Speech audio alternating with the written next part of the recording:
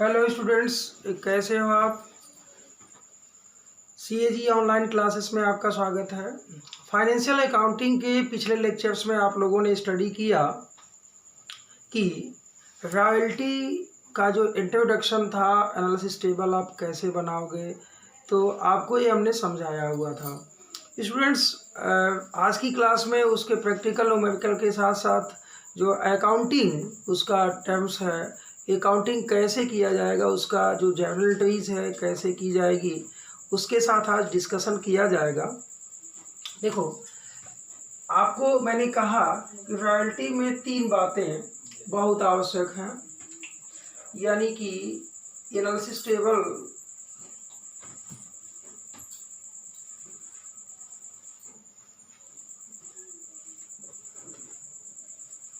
Table, आपको जो है पहले इम्पॉर्टेंट है analysis table banana.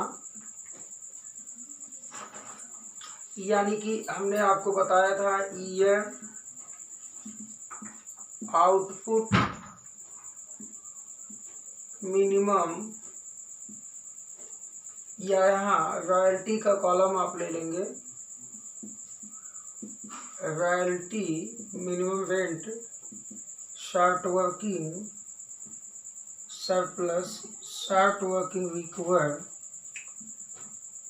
paid to landlord and unrecovered short working transfer to PL account। आज फिर इस पर डिस्कशन किया जाएगा। ये आपका एनालिसिस टेबल है। आपके माइंड में एक चीज़ चल रहा होगा, सर पिछली क्लास में जो रॉयल्टी का एनालिसिस टेबल था वो क्लियर नहीं हुआ।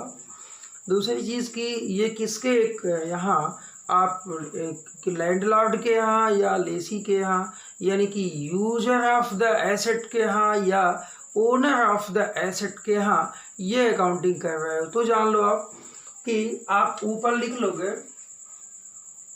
Accounting record in the books of user of the asset, यानी एसेट या स्पेशल राइट, यानी कि जो व्यक्ति यूजर है ना एसेट्स का, उसके यहाँ पे अकाउंटिंग मेंटेन कर रहे हो, जिसको आप लेसी बोलोगे। ओके, ठीक है। तो इसने क्या किया, पेड टू लैंडलॉर्ड का एक कॉलम बनाए हुए हैं। तो जो पेड टू लैंडलॉर्ड का एक कॉलम बनाए हुए हैं, तो आखिर ये लेसी ही बना सकता है पेड टू लैंडलॉर्ड। हाँ सर, हाँ सर। दूसरी चीज़ की स्पेशली ये है, हमने आपको पिछली क्लासेस में बताया था कि रॉयल्टी जो है ये बिल्कुल बेस्ड है, रॉयल्टी बिल्कुल बेस्ड है टर्म एंड कंडीशन से। कैसा टर्म एंड कंडीशन, चलो देखो, जब रॉयल्टी डिसाइड किया जाएगा, जब कॉन्ट्रैक्ट एग्रीमेंट्स होंगे, तो बेसिकली 3 बातें डिसाइड होनी चाहिए। कौन कौन सी? पहली बात कि रेट ऑफ रॉयल्टी क्या होगी, यानी कि रॉयल्टी का रेट क्या होगा, यानी लैंडलॉर्ड और लेसी के बीच यह बिल्कुल डिसाइड होना चाहिए कि रेट ऑफ रॉयल्टी, यानी रॉयल्टी की जो दर होगी, रॉयल्टी का जो पैसा होगा वो किस हिसाब से लेगा। दूसरी चीज़ कि मिनिमम रेंट क्या होगा, यानी कि जो मिनिमम रेंट को ही स्टूडेंट्स डीड रेंट बोलते हैं या इसी को फिक्स्ड रेंट बोलते हैं।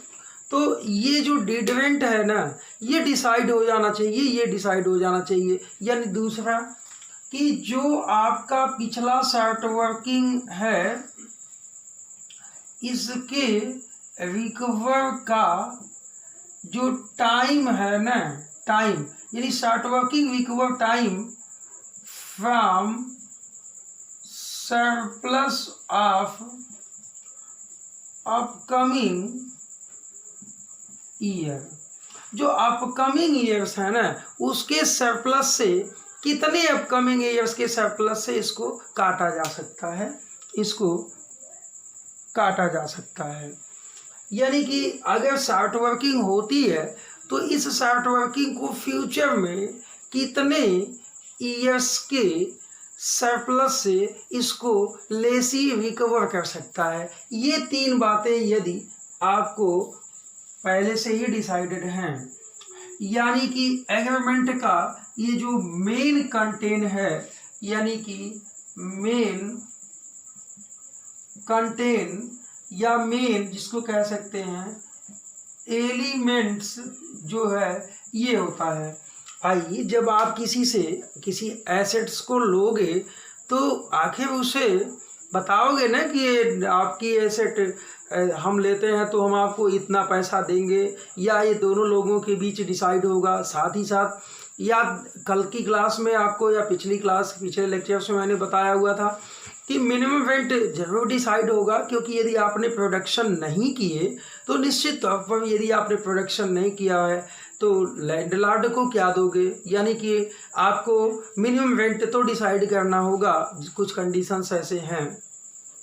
साथ ही साथ आपको ये डिसाइड करना होगा कि यदि आपकी शॉर्ट वर्किंग होती है, यानी कि मिनिमम रेंट आपकी रॉयल्टी से ज़्यादा हो जाता है, तो ये शॉर्ट वर्किंग एक घाटा है। इस घाटे को आने वाले जो अपकमिंग ईयर्स हैं उसमें यदि सरप्लस होगा तो कितने वर्षों के फ्यूचर के सरप्लस से इसको राइट ऑफ यानी कि काटा जा सकता है, क्यों किया जा सकता है। ये आपका 3 एलिमेंट बहुत इंपॉर्टेंट होगा।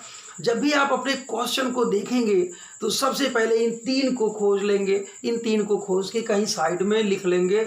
यदि ये तीनों आपको मिल जाता है, ये तीनों ये आप समझ जाते हो तो समझो आपने रॉयल्टी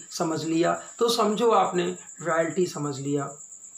तो आई होप कि यदि ये तीनों हैं तो चलो मान लो हम कहते हैं कि रॉयल्टी रेट हम यहाँ लिख देते हैं ₹1 पर टन, मिनिमम रेंट लिख देते हैं 10,000 पर एनम, और जो रिकवर का टाइम है शॉर्ट वर्किंग का फर्स्ट 3 ईयर्स लिख देते हैं, फर्स्ट 3 ईयर। ये देखो तीनों चीज़ें आपको हमने बता दिया।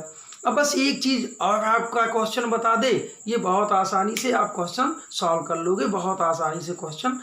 कर लोगे, लेकिन ये तीनों चीज़ें यदि आपको मिल जाए तो ये तीनों चीज़ें मिली हुई हैं, बस आपको पता चल जाए कि उनका प्रोडक्शन कितना है। तो चलो जो आउटपुट है, आउटपुट फर्स्ट ईयर में 5,000 टन, सेकेंड ईयर में 9,000 टन्स, थर्ड ईयर में 15,000 टन्स। ये देखो एक क्वेश्चन बन गया, लेकिन क्वेश्चन का फेस ऐसा नहीं होता है। ये आउटपुट आपका दे दिया फर्स्ट ईयर का, सेकेंड ईयर का और थर्ड ईयर का। अच्छा, जो कॉन्ट्रैक्ट था वो केवल 3 ईयर्स का था, यानी जितने साल का आपका प्रोडक्शन दिया हुआ है उतने साल का कॉन्ट्रैक्ट भी है। तो ये देखो हमने इसको एक न्यूमेरिकल फ्रेमवर्क्स में लाने की कोशिश किया है, जबकि अभी आपके कुछ थ्योरेटिकल टर्म्स और जो जर्नल एंट्रीज है वो बाकी है। तो आप इसको कॉपी कर लें जल्दी से, फिर कंडीशंस को मैं समझाता हूँ। तो स्टूडेंट्स यहाँ पे ये सब कुछ टर्म्स एंड कंडीशंस डिसाइडेड हैं। चलिए प्रोडक्शन की बात हो रही है, बस एक चीज़ कर लो, इसे 9,000 की जगह 10,000 कर लो, है लॉजिक बताया गया। ये देखो फर्स्ट ईयर में एनालिसिस टेबल अब बनाना स्टार्ट करो, साथ में लिखते चलो, साथ में समझते भी चलो। ठीक है सर, ठीक है। तो आउटपुट आपका कितना हुआ 5,000 टन, बिल्कुल। तो रॉयल्टी का भाव क्या है सर, ₹1 पर टन है, यहाँ लिख लो ₹1 पर टन। तो रॉयल्टी भी 5,000 की बनी जी। मिनिमम रेंट आपने 10,000 पहले से ही डिसाइड किए हुए हैं, देखो यहाँ 10,000। शॉर्ट वर्किंग कितनी होगी, मैंने लास्ट क्लास में आपको बताया हुआ था कि यदि मिनिमम रेंट ज़्यादा है, रॉयल्टी कम है, तो लैंडलॉर्ड इन दोनों में से कौन लेगा? मिनिमम रेंट लेगा। अच्छा आप एक बात बताओ, लैंडलॉर्ड का जो रॉयल्टी एग्जैक्टली बना है वो कितना बना है? 5000। आप उसे पेमेंट कितना दे रहे हो? 10,000। आपका घाटा हुआ। ये घाटा जो है ना, यही शॉर्ट वर्किंग होता है, यही शॉर्ट वर्किंग होता है। यानी कि 5000 का कम रॉयल्टी प्रोड्यूस हुआ, जबकि आपने इसे 10,000 का पेमेंट किया। तो यानी शॉर्ट वर्किंग का मतलब मैंने पिछली क्लासेस में भी आपको समझाया था, आज की भी क्लासेस में समझाया कि जो मिनिमम रेंट होगा आपका रॉयल्टी से जितना ज़्यादा होगा उसी को हम शॉर्ट वर्किंग कहेंगे। ठीक है, अब देखो ये कॉलम की बात हम लोग कर लेते हैं। अगर शॉर्ट वर्किंग होगा तो सरप्लस नहीं होगा। भाई जब आपकी शॉर्ट वर्किंग हो जाएगी तो या तो शॉर्ट वर्किंग होगा या तो सरप्लस होगा, दोनों में से एक होगा। ओके, अच्छा जब शॉर्ट वर्किंग होगा और सरप्लस नहीं होगा तो रिकवर कहाँ से हो सकता है? यानी रिकवर तो तभी होगा जब शॉर्ट वर्किंग न हो बल्कि सरप्लस हो। अच्छा पिछला कोई घाटा भी नहीं क्वेश्चन में दिया हुआ है कि जिसको रिकवर किया जाए इस अमाउंट में लिखा जाए। वैसे भी जब सरप्लस होगा तभी रिकवर्स के चांस बनेंगे, बिना सरप्लस हुए रिकवर होने का कोई प्रश्न ही नहीं बनता। यानी कि यदि शॉर्ट वर्किंग होगा तो इन दोनों कॉलम में ब्लैंक्स जाएगा। अब देखो ये जो 5,000 रुपये की शॉर्ट वर्किंग है ना, ये डिपेंड करता है टर्म्स एंड कंडीशन पे कि आप इसको पीएल में ले जाओगे कि आप इसको पीएल में नहीं ले जाओगे। तो कैसा टर्म एंड कंडीशन कि आपने यदि आपके लैंडलॉर्ड से ये डिसाइड हुआ है कि अपकमिंग ईयर्स में ये घाटा आप काट लोगे, आप राइट ऑफ कर लो या आप रिकवर कर लोगे, उसने आपको दिया हुआ है टर्म्स एंड कंडीशंस में कि अपकमिंग 2 ईयर्स, फर्स्ट 3 ईयर्स, जो भी टर्म्स एंड कंडीशंस हैं आपने डिसाइड किए हुए हैं, तो निश्चित यदि डिसाइडेड है टर्म्स एंड कंडीशन तो ठीक है। यदि आपकी लैंडलॉर्ड ने ये बोल दिया है भाई हमसे कोई मतलब नहीं, आपकी कोई भी शॉर्ट वर्किंग हो आप जानो आपका काम जाने, यानी कि टर्म एंड कंडीशन में ये नहीं कहा गया है कि यदि कोई आपका घाटा है, ये 5,000 का घाटा ही है बेटा, तो आप इस घाटे को अपकमिंग ईयर्स में आप रिकवर कर लो, सरप्लस होगा तो काट लेना, यदि नहीं कहा है तो इसी साल ये प्रॉफिट एंड लॉस अकाउंट में ट्रांसफर हो जाएगा क्योंकि वो 5,000 का आपका घाटा है। लेकिन आप देखो इस क्वेश्चन में कहता है शॉर्ट वर्किंग रिकवर टाइम जो है from surplus of upcoming years में फर्स्ट 3 ईयर्स की बात करता है। ध्यान दीजिएगा फर्स्ट 3 ईयर्स का मतलब कि इस साल को भी लेके काउंट किया जाएगा, यानी अभी आने वाले 2 साल तक ये देखेगा कि सरप्लस होगा तो काट लेगा, नहीं सरप्लस होगा तो 3 साल तक जाएगा और थर्ड ईयर में जब ये 3 साल कंप्लीट हो जाएगा तो प्रॉफिट एंड लॉस अकाउंट में ट्रांसफर कर लेंगे। चलो देखो तो ये चीज़ें हो गई।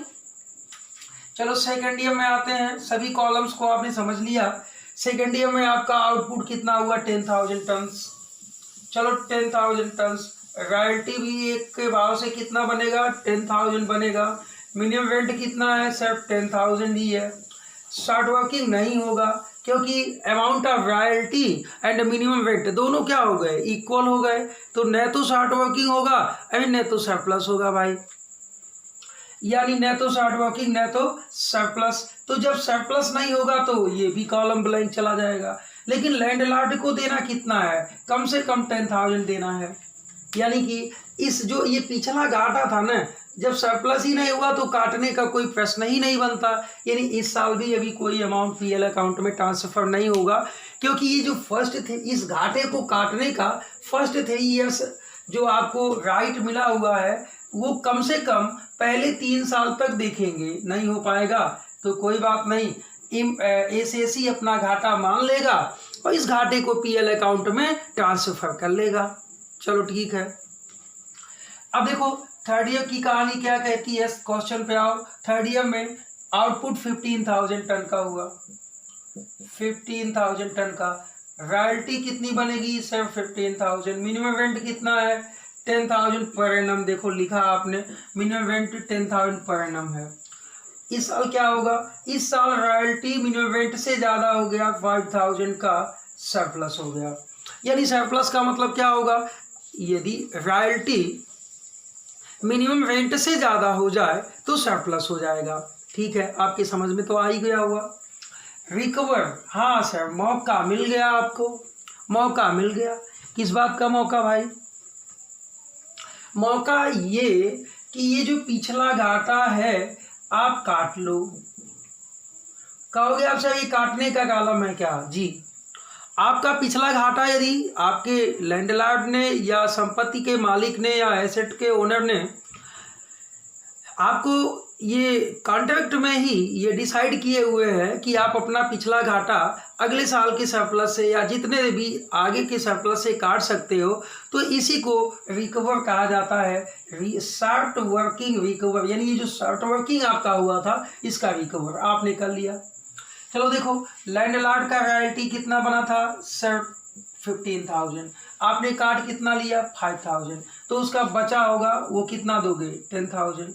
अच्छा, ये घाटा तो आपका कवर हो चुका, यानी कि जो पिछला घाटा था वो आपका कवर हो गया। जब वो घाटा कवर हो गया तो फिर क्या करोगे? यानी कि इस कॉलम में जाने लायक कुछ भी नहीं है, आपका घाटा जो था वो मैनेज हो गया। तो ये एनालिसिस टेबल, अभी आप कहोगे सर एनालिसिस टेबल इतना ही है क्या? ठीक है, एनालिसिस टेबल के ये ऐसे ही एनालिसिस टेबल बनता है। अब हम लोग एक बहुत बेहतरीन अकाउंटिंग की ओर चलेंगे, इसके अकाउंटिंग ट्रीटमेंट की ओर चलेंगे। तो ये देखो इसको हम मिटाएंगे।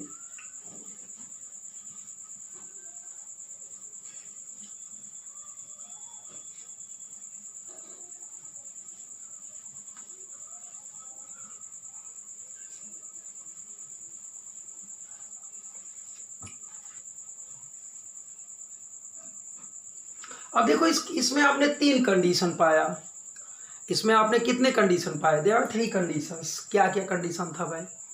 पहला कि जब रॉयल्टी मिनिमम रेंट से कम था, यहाँ देखो फर्स्ट केस में when amount of royalty is less than minimum rent, यानी कि मिनिमम रेंट ज़्यादा था, रॉयल्टी कम था, तो आपने कहा शॉर्ट वर्किंग होगा, यानी कि यहाँ लिख दो शॉर्ट वर्किंग होगा।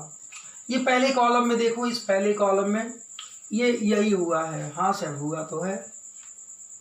पहले कॉलम में तो सेम वही कंडीशंस जो हमने बताया वही हुआ है। जी, वही हुआ है। ये पहला कंडीशंस बन जाएगा, when amount of royalty is less than minimum rent. Second condition क्या हुआ है बेटा? यहाँ देखो, when amount of royalty equal to minimum rent, royalty 10,000, minimum rent भी 10,000, यानी कि royalty is equal to minimum rent. और बढ़िया। थर्ड कॉलम क्या हुआ है? Royalty is excess to minimum rent, यानी कि royalty is excess to minimum rent, यानी कि यहाँ royalty is equal to minimum rent हो गया है। यहाँ royalty is greater than minimum rent, यानी रॉयल्टी माइनस मिनिमम रेंट क्या हो गया है? सरप्लस हो गया है। 3 कंडीशंस होते हैं, ये 3 कंडीशंस होते हैं। दैट इज क्लियर स्टूडेंट्स कि ये आपके 3 कंडीशंस हमेशा होंगे, ये आपके 3 कंडीशंस हमेशा होंगे। यानी कि हमेशा का मतलब ऐसा तो नहीं है कि हर साल सरप्लस हो सकता है, हर साल कंडीशंस ये क्वेश्चन में आएंगे। बस यही 3 कंडीशन कंप्लीटली आपके रॉयल्टी अकाउंट में आएगा और कोई कंडीशन आ ही नहीं सकता।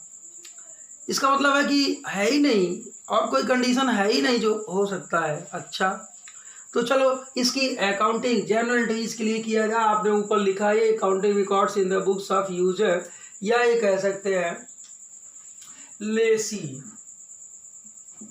आप in the books of Lesi कर रहे हो, ठीक है। तो आपने कहा हर साल each year first entry when amount of royalty due, ठीक है। जब रॉयल्टी का अमाउंट ड्यू होगा तो एंट्री होगी royalty account debit. Short working भी हुआ है, यह एक घाटा है।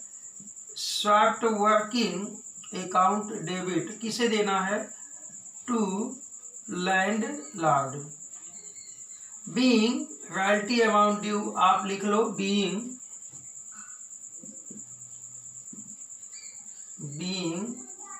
Royalty amount due. अच्छा चलो देखो एनालिसिस टेबल में चलते हैं। रॉयल्टी कितनी बनी है? 5000। शॉर्ट वर्किंग कितना हुआ है सर? 5000।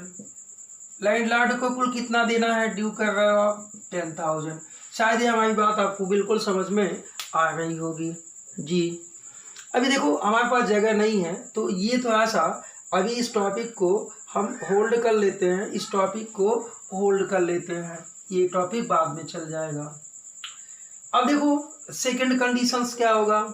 लेसी ने लैंडलॉर्ड को पेमेंट किया, यानी कि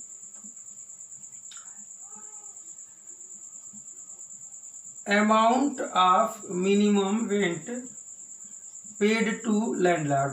ध्यान दीजिएगा इसमें यहाँ क्या किया है भाई, ये तो ड्यू किया है 10,000, लेकिन पेमेंट क्या होगा? मिनिमम रेंट होगा, उसको क्या बोलेंगे? मिनिमम रेंट ही बोलेंगे। तो एंट्री होगी लैंडलॉर्ड अकाउंट डेबिट टू, क्या पैसा दोगे आप? To bank account. Being amount of royalty oblique minimum rent paid. दे दिया आपने पैसा? जी सर दे दिया। एंड थर्ड क्या होगा? ये जो रॉयल्टी है ना, ये जो रॉयल्टी है वो आपका एक एक्सपेंस है। आप एक लेसी हो तो रॉयल्टी एक एक्सपेंस है। भाई आपने रॉयल्टी क्या कोयला निकाल रहे हो, कोयला बेचोगे तो निकालने की जो कास्ट आ रही है, जो लागत आ रही है, ये गुड्स की लागत है आपके। तो इस गुड्स की लागत को आप अपने पीएल अकाउंट में यानी एक्सपेंसेस खाते में इसको ट्रांसफ़र कर लोगे जी, ट्रांसफ़र कर लेंगे। लेकिन बेटा ध्यान देना, केवल रॉयल्टी, केवल रॉयल्टी। अभी आपको बताते हैं इसमें का एक लॉजिक। चलो लिखो, when amount of royalty transfer to PL account. Exactly आपने क्या किया? रॉयल्टी के अमाउंट को पीएल अकाउंट में ट्रांसफर किया।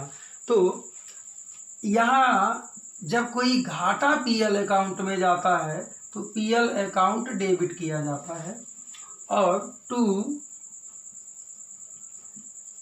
Royalty account. अच्छा यहाँ रॉयल्टी का अकाउंट कितने से ओपन किए हो सर? 5000 से।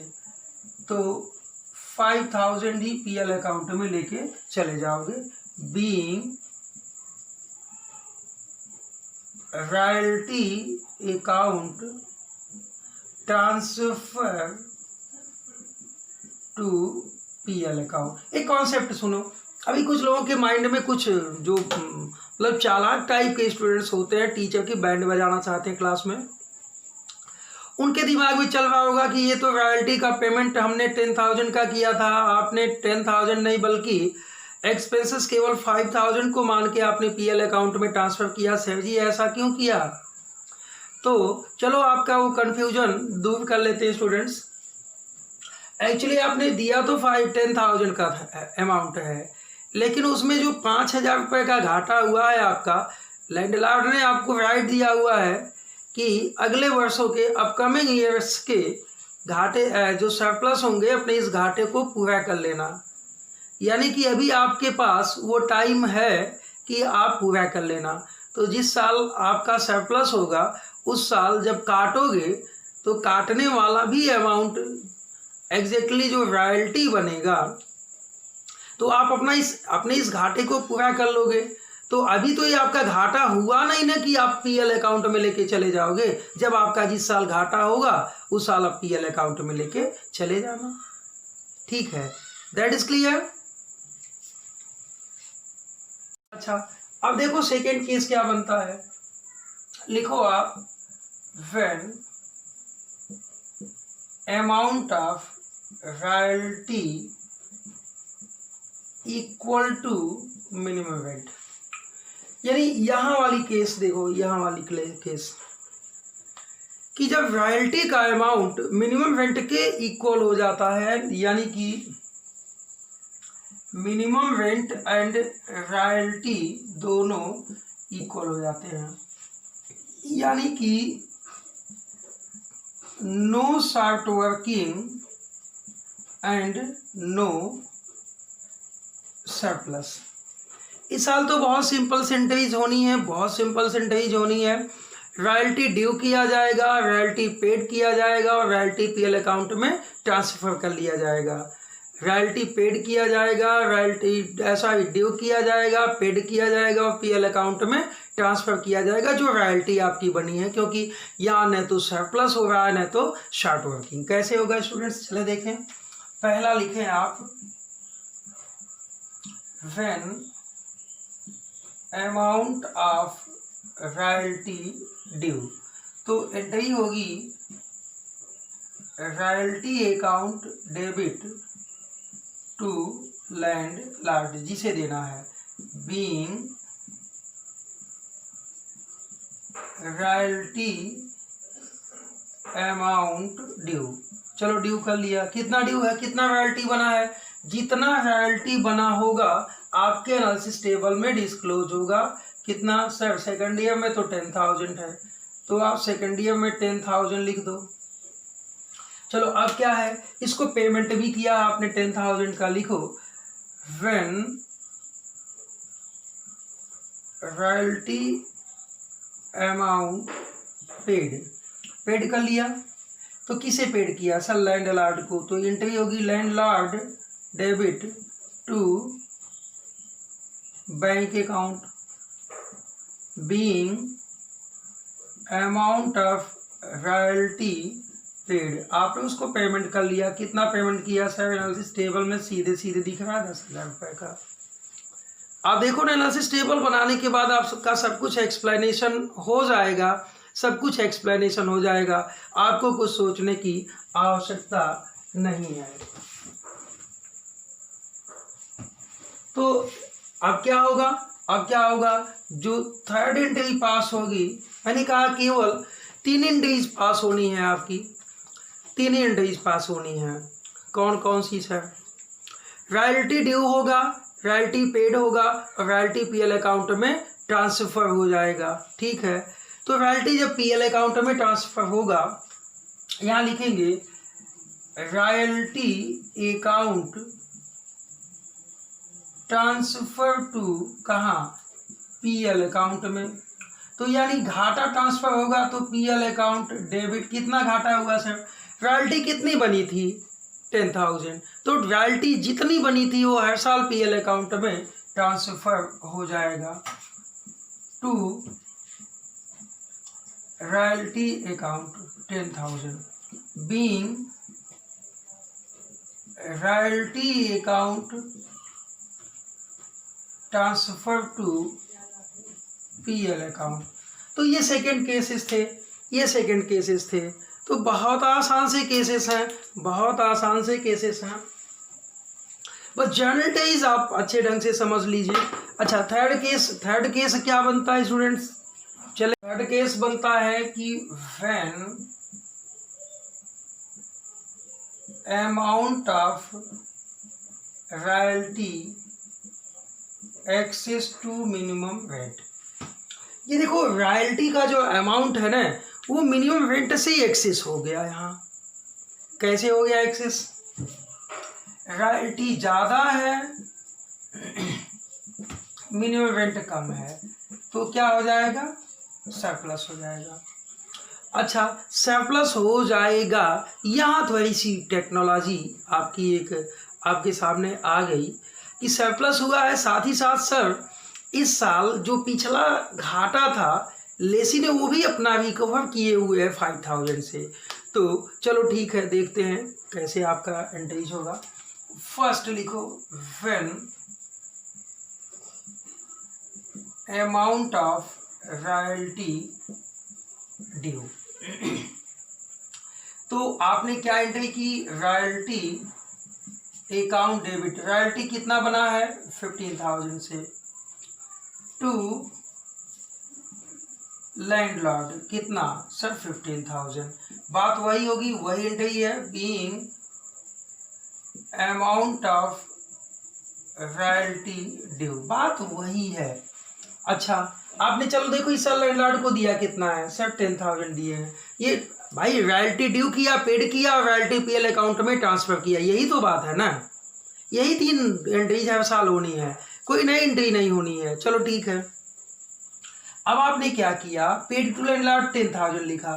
तो आपने लिखा जब पेमेंट कर रहे हो लैंडलॉर्ड डेबिट, आप कितना दिए इसको 10,000।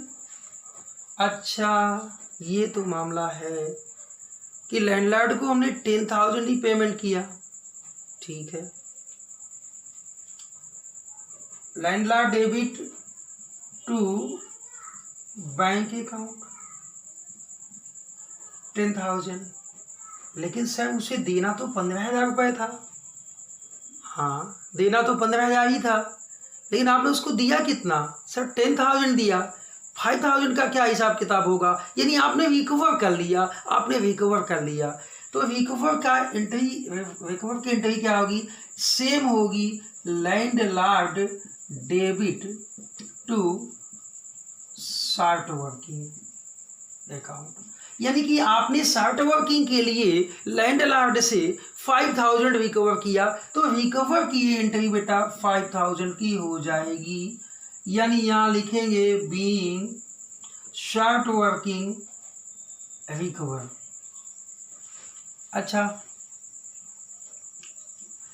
यानी कि यदि शॉर्ट वर्किंग होगा, ध्यान दीजिएगा, अगर शॉर्ट वर्किंग होता है तो आप अपनी एंट्रीज देखो, आपने लिखा होगा royalty debit short working debit to landlord, लिखा है, आप देखो ना अपनी पिछली कॉपी में, हाँ लिखा है। अच्छा जब वो शॉर्ट वर्किंग रिकवर किया जाएगा तो जस्ट अपोजिट हो जाएगा, यानी लैंडलॉर्ड डेबिट हो जाएगा, शॉर्ट वर्किंग क्रेडिट हो जाएगा। होगा तो short working debit landlord credit होगा, और जब रिकवर होगा तो landlord debit short working credit हो जाएगा। यानी कि बहुत आसानी से ये शॉर्ट वर्किंग का टर्म्स आपके समझ में आ गया होगा। अच्छा कुछ बदमाश टाइप के स्टूडेंट्स जो होते हैं वो कहते हैं सर इसकी कंपाउंड एंट्री नहीं कर लेंगे क्या, बिल्कुल कर लेंगे। इसके जगह पे, इस एंट्रीज के जगह पे आप ऐसी एक एंट्रीज की दिखा सकते हो। क्या दिखा सकते हो, दिखा सकते हो कि लैंडलॉर्ड डेबिट 10,000 15,000 कितने, उसको पैसा कितना दिया टू बैंक अकाउंट, सर उसको पैसा तो 10,000 ही दिया, बाकी का क्या किया शॉर्ट वर्किंग अकाउंट में ट्रांसफर कर लिया, काट लिया उनसे। Being amount paid to landlord and short working recover, ये तो बहुत अच्छी बात हुई सर, साथ में एक एंट्रीज आपने बता दी जी, ये कंपाउंड एंट्री आपने पास कर लिया।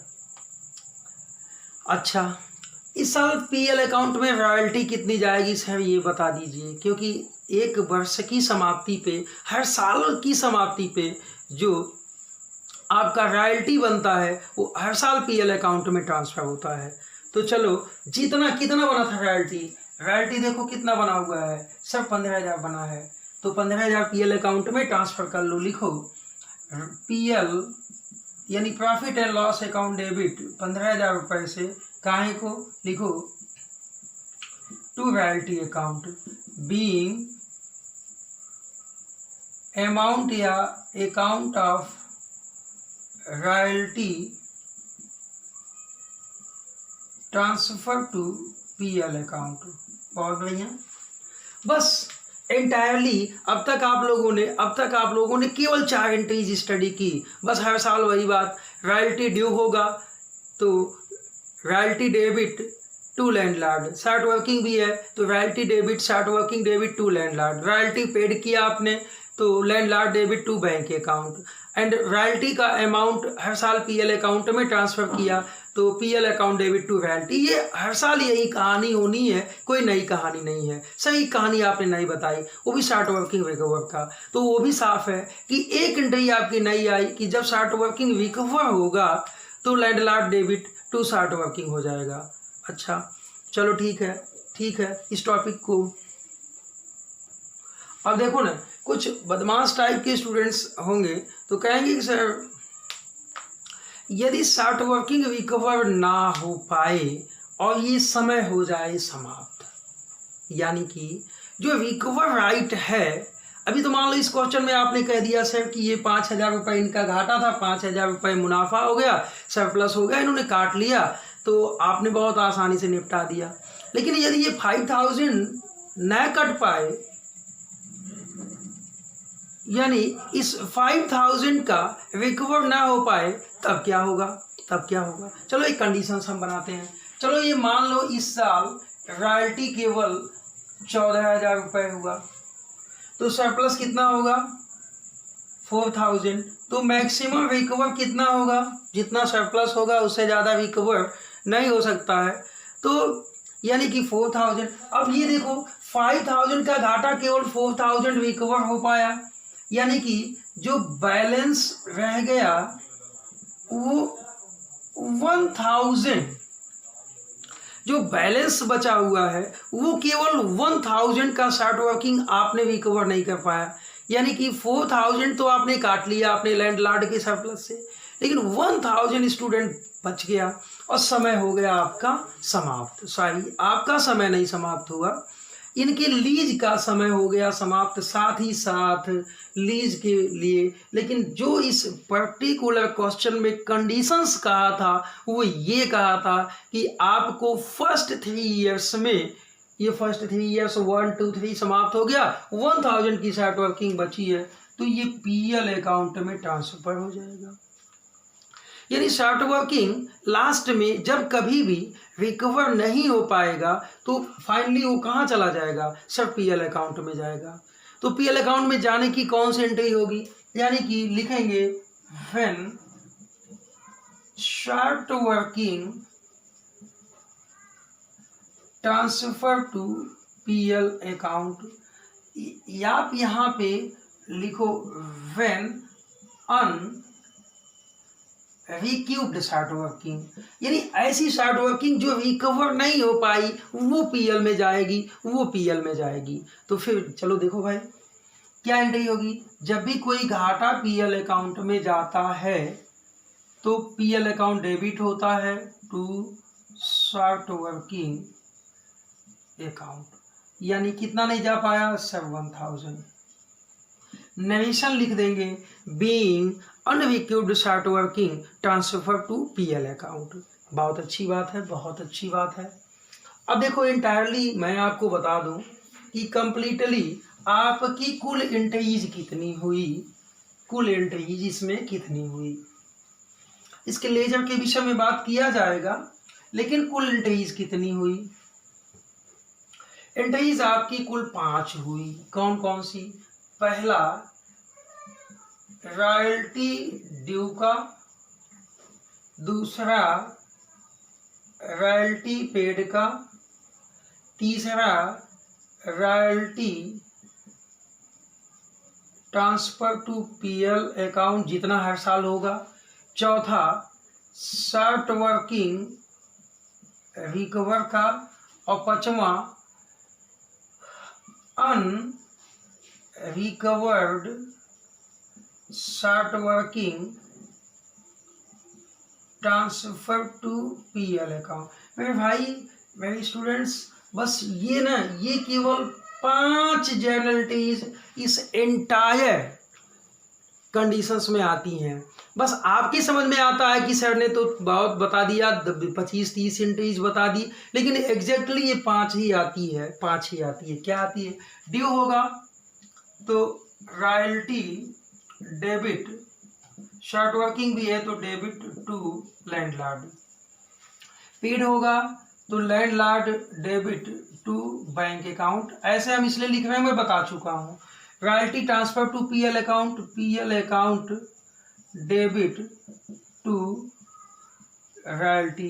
रिकवर हो रहा है शॉर्ट वर्किंग तो landlord debit to short working. नहीं हो पाया, अगर शॉर्ट वर्किंग रिकवर नहीं हो पाया तो PL account debit to short working, क्योंकि ये खाता क्लोज होना है, कभी न कभी क्लोज होना है। यानी कि अब तक आपने जो एनालिसिस टेबल स्टडी की माय डियर स्टूडेंट, जो आपने एनालिसिस टेबल स्टडी की, उस एनालिसिस टेबल के साथ साथ आपने ये जो accounting treatment in the books of Lesi यानी कि यूजर ऑफ द एसेट्स के यहाँ जो जर्नलिटीज की, बस वो केवल 5 है, बस वो केवल 5 है। बस आपको समझना होगा, आपको जानना होगा।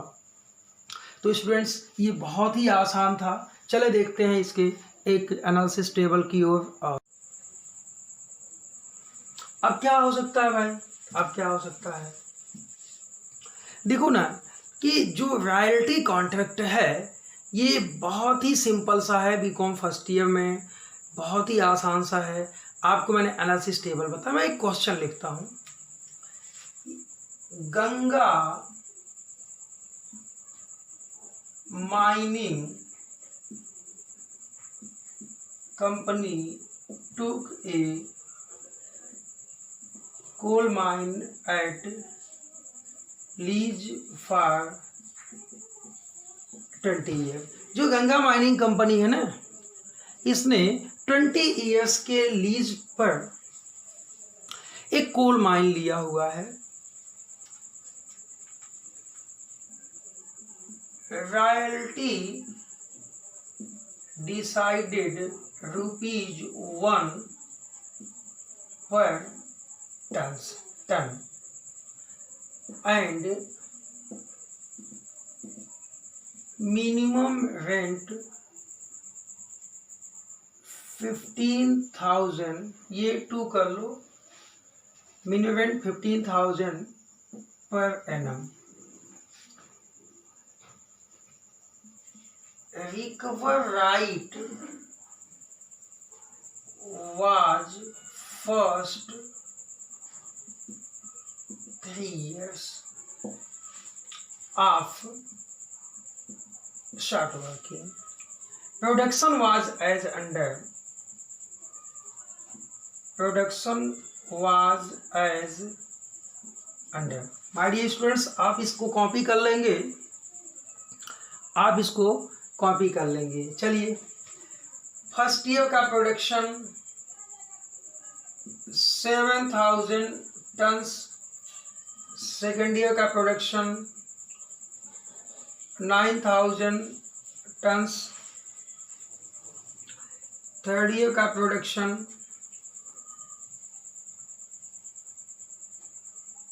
2,000 टन एंड फोर्थ ईयर का प्रोडक्शन 11,000 टन। ध्यान दीजिएगा, टर्म्स एंड कंडीशंस ये हैं। यानी कि आप इस क्वेश्चन में सब कुछ, आपको इस क्वेश्चन में सब कुछ मिल गया है।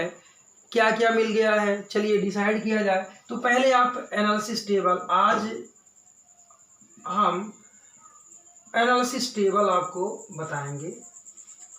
चलो, year, output, royalty, minimum rent, short working, surplus, short working recover, paid to landlord and transfer to PL account.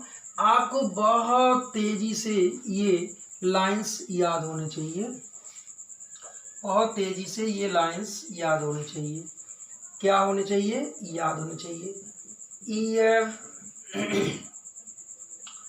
Output, royalty, ₹2 पर टन है स्टूडेंट्स, ₹2 पर टन। देखो डिसाइड किया हुआ है क्वेश्चन में, फिर इसके बाद कॉलम आता है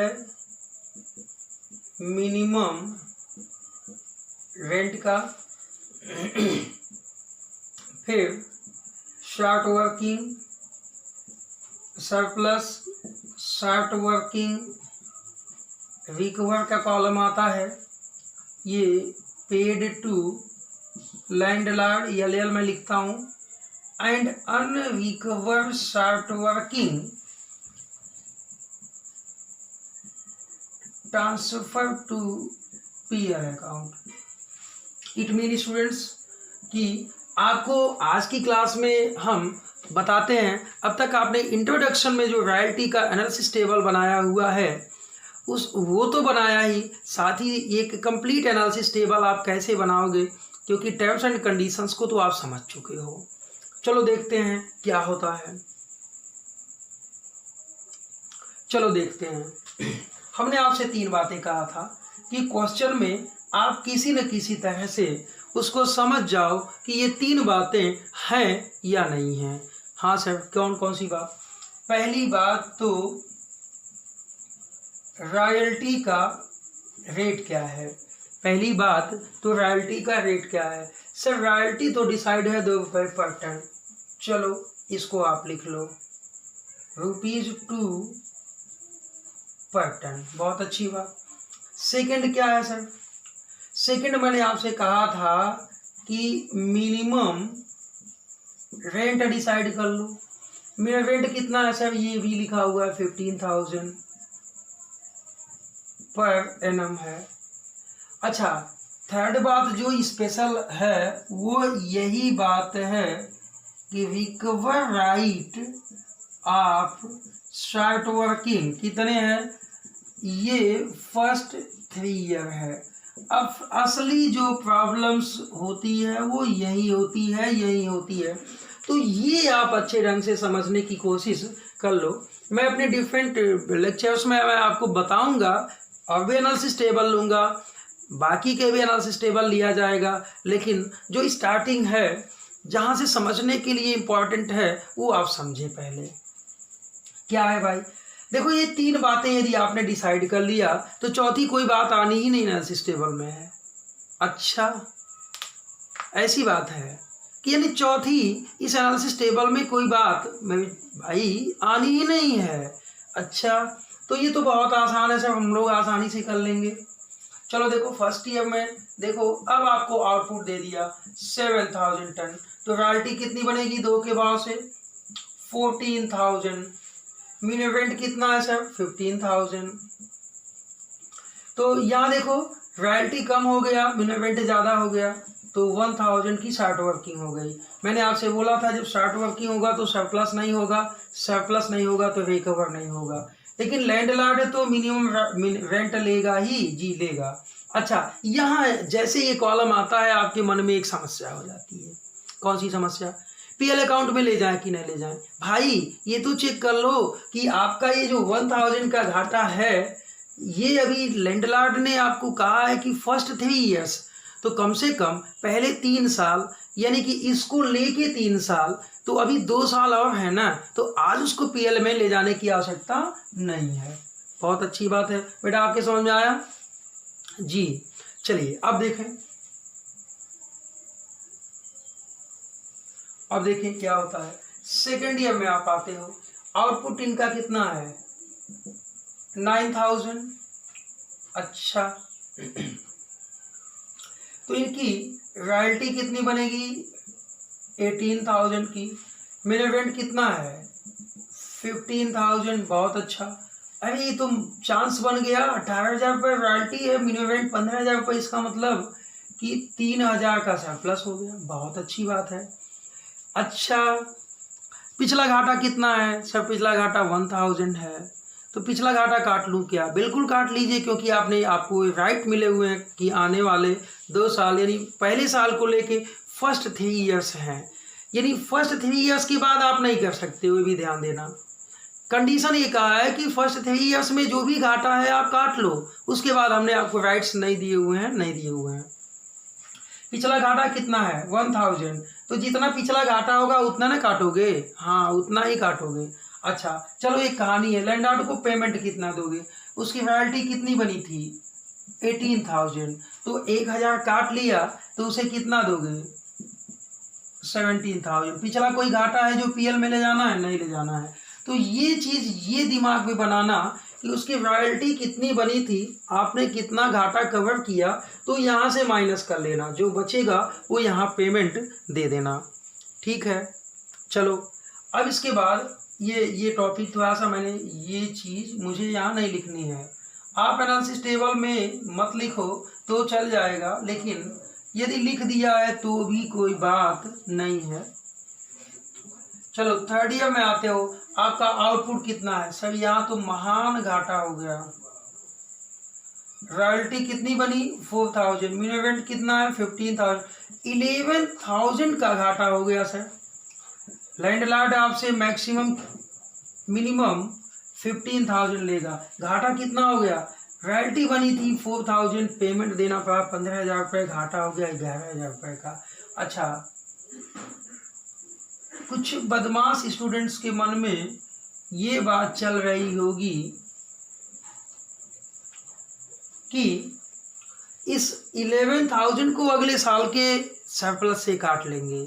नहीं, ये टर्म्स एंड कंडीशंस देखो, ये टर्म एंड कंडीशन क्या कहा है, टर्म्स एंड कंडीशन सीधे कहा है कि आपको फर्स्ट 3 इयर्स का राइट हम देते हैं। ये देखो 3 इयर्स समाप्त हो गए, फर्स्ट यानी पहले साल को लेके 1 2 3, ये 3 ईयर समाप्त हो गए। अब आपको कोई भी अधिकार या राइट नहीं है कि फ्यूचर के सरप्लस से आप उसका रिकवर कर लेना, यानी कि ये आपका घाटा हो गया और ये पीएल अकाउंट में ट्रांसफर कर लो। That is clear student? Okay, thank you. Fourth year में आते हैं, तो फोर्थ ईयर में आपका आउटपुट 11,000 है, रॉयल्टी 22,000, मिनिमम रेंट 15,000, लेकिन उसका शॉर्ट वर्किंग नहीं हो रहा है, सरप्लस हो रहा है 7,000 का, लेकिन कोई फायदा नहीं, क्योंकि लास्ट ईयर के घाटे को हम यहाँ ला ही नहीं सकते थे, लास्ट ईयर के घाटे को हम यहाँ नहीं ला सकते थे, तो रिकवर का कोई चांस ही नहीं है, यानी कि ये कॉलम नील जाएगा। लैंडलॉर्ड अब इन दोनों में कौन लेगा, इन दोनों में कौन लेगा, ये ऐसे टॉपिक में आप फंसते हो। आपने लैंडलॉर्ड ने कहा था डिसाइड के समय, जब एग्रीमेंट डिसाइड हुआ था और जब मैं इंट्रोडक्शन आपको समझाया था, तो वहाँ पे बताया था कि रॉयल्टी यदि कम होगी तो लैंडलॉर्ड मिनिमम रेंट लेगा, लेकिन यदि रॉयल्टी ज़्यादा होगी तो लैंडलॉर्ड रॉयल्टी लेगा, न कि मिनिमम रेंट। तो रॉयल्टी कितनी बनी है सर 22,000, कोई अमाउंट पीएल अकाउंट में ट्रांसफ़र के लायक नहीं है। तो ये आपकी क्लास की एक बहुत अच्छी जो एनालिसिस थी, बहुत अच्छा एनालिसिस टेबल था, वो आपने समझा। इसकी जर्नल डेज और साथ में इसके जो अकाउंटिंग टर्म्स हैं, ये अगली क्लास में आपको मैं बताऊंगा। तो मुझे आशा है कि आपको ये बहुत अच्छे से समझ में आया होगा। ठीक है स्टूडेंट्स, आज के लिए आपको बहुत बहुत धन्यवाद।